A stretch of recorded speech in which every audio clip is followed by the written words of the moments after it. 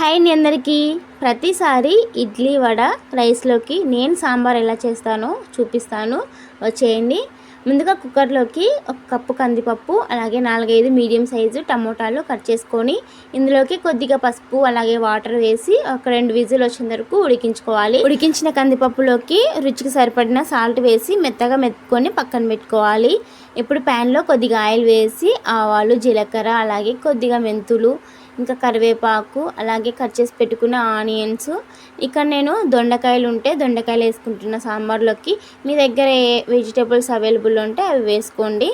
తర్వాత సన్నగా తరిగిన కొత్తిమీర వేసి ఒకసారి కలిపేసుకొని మొత్తం ఇంకా మనం ముందుగా మెదుపుకొని పక్కన పెట్టుకున్న కందిపప్పులోకి వేసుకోవాలి.